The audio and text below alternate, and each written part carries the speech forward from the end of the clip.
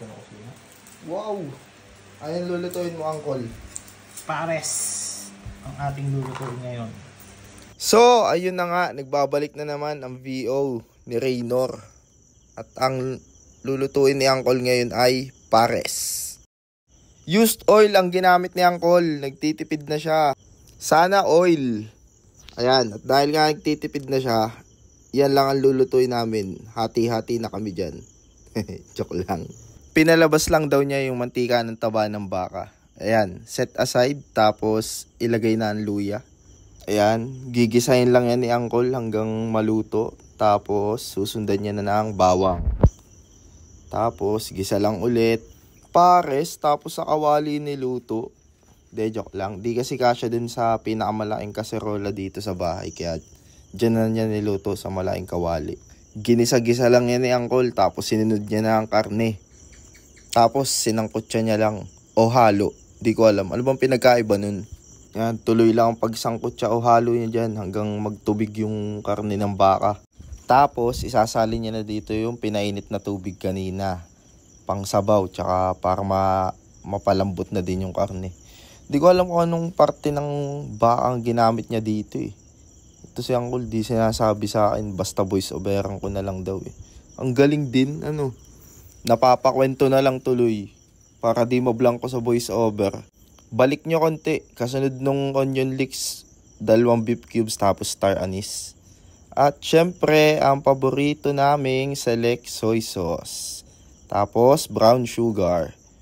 Madami-daming takal yan. Kasi sabi ni Uncle, ang pares daw talaga dapat matamis tsaka maalat. Tapos, paminta. Kasunod, onion powder. Bah, parang ang dami ah. Tapos, halo lang. Tapos, pwede nyo nang takpan. Antayin nyo kumulo. Lumambot yung ano. At habang pinapakulo, ay syempre lalabas ang impurities. Tatanggalin at baka mabash. Tama na yung ako lang ng babash. At syempre, pag pares, dapat may sinangag. Uy, ang daming mantika. Binawasan. Sigurado naman ako lahat kayo marunong na magsangag ng kanin, di ba? Yan, bawang lang. Tapos gigisahin nyo lang yan. Hanggang mag-brown. At kapag brown na ang bawang, o kaya golden brown, lagay nyo na yung kanin. Tapos okay na yan. Kayo bahala kung kakasinan nyo. Kaya mo itos yan? Weak? Weak? Di kaya magtos. Kung ako yan, kakayanin ko para ay Lindy. Yeah. Inuna pa yung banat kesa inarate yung nangyayari sa niluluto eh. Tanggalin nyo lang yung star anise pagka kumulo na. Yan. Tapos cornstarch, pampalapot ng sabaw ng pares. Yun o. Wow. Tapos haluin nyo lang para umalat yung cornstarch. Oh, ganda.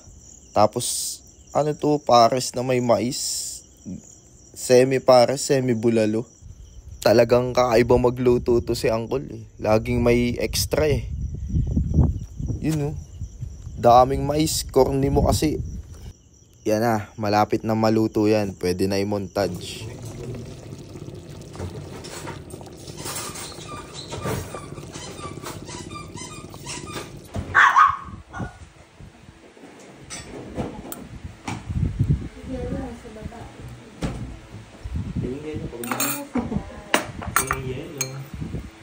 Mag-happy pista ko.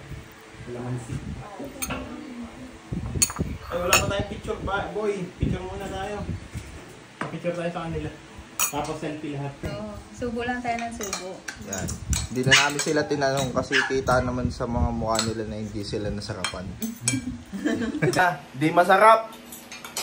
Di masarap pa natin, Rose. Oo, kasi lagi masarap. Napangiti na lang eh.